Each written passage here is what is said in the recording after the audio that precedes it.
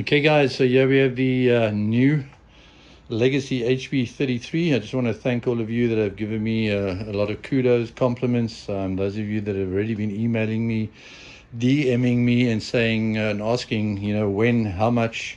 It's all been very encouraging. As I said initially, I've built this boat just to appease my own mind. Something I've been wanting to do for a long time is to have an FE outboard, but more so to build a local club in Cape Town, FE F1 outboard club under the P Limited rules.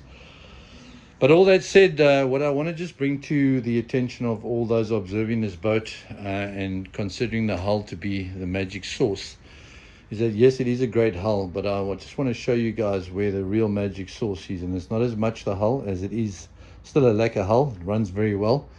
The magic sauce is actually in this leg over here, this ENIGMA outboard leg. The history of this leg dates back many years, 15 plus years. You can see the difference in size between the two legs here.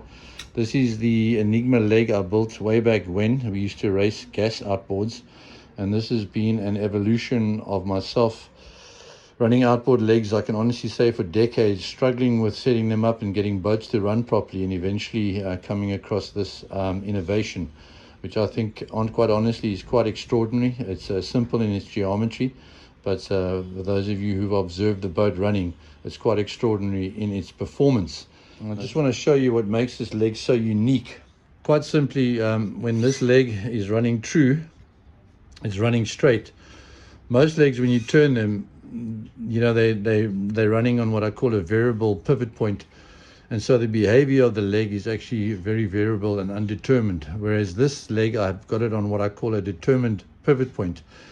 And through the geometry of the leg, I'm not sure of those of you who can observe it here. I'm going to just show this to you statically without any gauges on, and then we're going to put some gauges on just to measure what I'm sharing with you here. But you can see if the leg is at a perpendicular angle now to the running surface of the sponsons, when I turn the leg, I'm sure you can see and observe there's a degree of camber. This leg's actually cambered, and as much as it's also cambered, the strut, the drive shaft here actually also cambers or trims down half a degree. Okay, so what's actually happening is when I'm running on a straight and I've got the boat, I can adjust the trim, okay, the angle of attack I can adjust over here. I don't adjust it on my pivot point, so what's very cool is my steering control arms stay static. You don't have to change them. When you change the trim of the boat, you basically loosen this lower bolt here. There's a slot, you can move it up and down. But when I'm running the boat, let's say I'm running the boat at 1.5 degrees with an angle of attack positive, when I turn, what's actually happening is the leg's actually coming down half a degree, which puts the full length of the sponson in the water, as I'll demonstrate in a video to follow this. And at the same time, the leg cambers, so it rolls this, in this case, it'll roll this inside sponson into the water. So you get the full length of the sponson in the water, you get the boat rolling onto the sponson.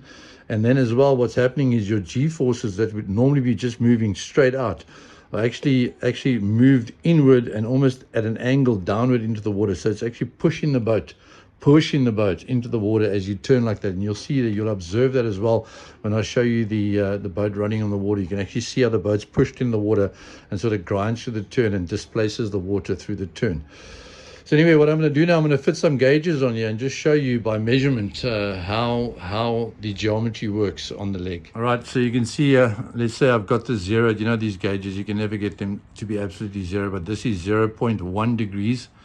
And you can see when I turn, we're going to get at least 5 degrees, 0.5 degrees of down trim. Okay, so you can see there, that's gone to 1 degree. Okay, so that's actually like, I've done a full turn here, so this leg is actually dropped down by, let's say, 0.7 of a degree. Okay, and if you had to measure that in millimeters from the point of the pivot point to the prop there, so it's probably dropping down about 2 millimeters, and that's given the boat the negative trim so that the full length of the sponson can be put into the water. Okay, and then I'm going to bring this back here.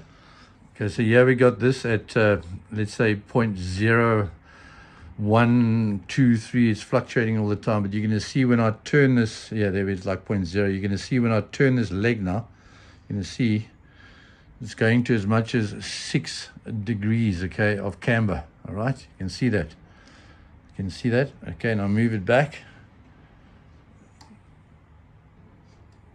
it'll settle back up to like 0. Okay, so you can see when I turn, the leg's actually cambering at around about 6 degrees. Okay, and that's what's rolling, and obviously it'll be incremental depending on the degree at which you turn. Okay, the tighter you turn, the more it's going to camber the boat. So like if you're on a motorbike and you're really needing to take a very sharp turn, you're going to get over the side of the bike and really lean it through the corner. All right, so you can see the measurement fluctuate there from the 0. Okay, if I go the other way, obviously it's just in the opposite direction. All right, okay, but you can see the degree of camber there. All right, the other unique thing about this leg, because of the down trim and the camber, I'm able to run a very, very small servo here. This is a little Savox 25 kg servo, and I've been running this particular servo from the day I started doing these trials and tests on the various boats.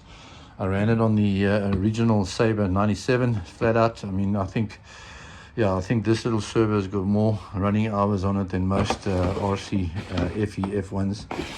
But what I also explained to you is nice is that these control arms don't have to be adjusted when you adjust the trim of the leg, because this stays fixed, the pivot point, and that all stays fixed. So when you want to make little incremental changes on the fly, when you're at a race meet and you just feel like you want to trim it down or trim it up a bit, all you got to do is just adjust this little bolt over here.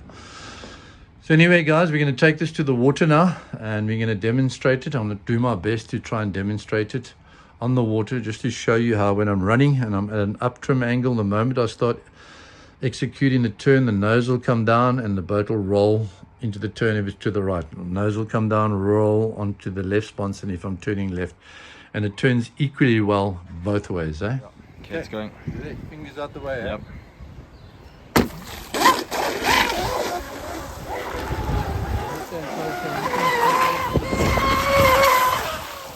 Every time I put this thing in the water, it seems to get faster. Huh? You've also been running it on quite windy days.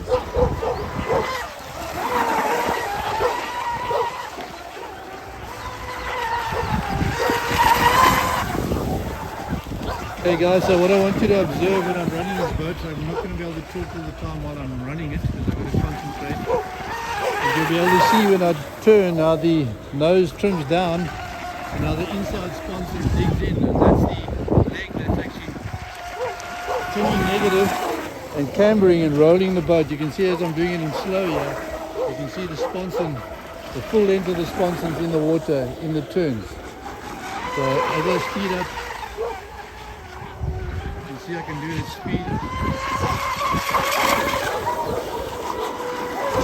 Both left and right.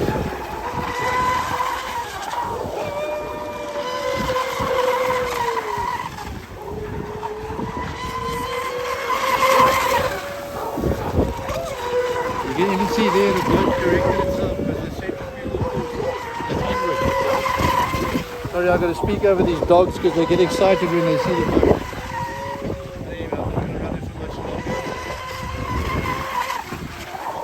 You see that there. You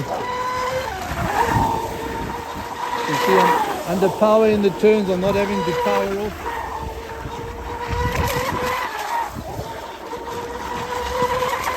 That's the uniqueness of the Enigma leg, and that's what makes the combination of the Legacy HP33 and the Enigma leg so outstanding.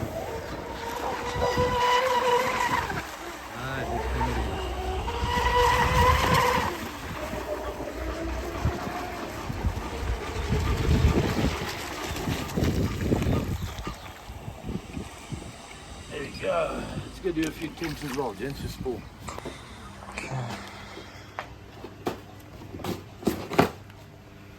Motor 43 today. It's way higher than yesterday. Maybe I was turning more, right? Yeah. 50. You're pinning it most of the time. And that is? 40, 40. 39. Yeah. Okay, and the plugs? 49, yeah. So I mean I was driving it hard in the turns there, right? 0.8. So there you go, guys. I hope you've understood that yes, the Legacy HP33 is an awesome hull, but the magic sauce is definitely in this Enigma leg, being able to trim the nose down, roll the boat onto the inside sponson and grind it through the turn. That said, I don't want to say that you can just slap this leg onto any boat and it's going to do the same thing. It needs to be a working combination. And if any of you are interested in the Enigma leg, I'd first like to see what size hull, what type of hull you're running it on before I would consider perhaps equipping you with that leg. But yeah, anyway, lekker.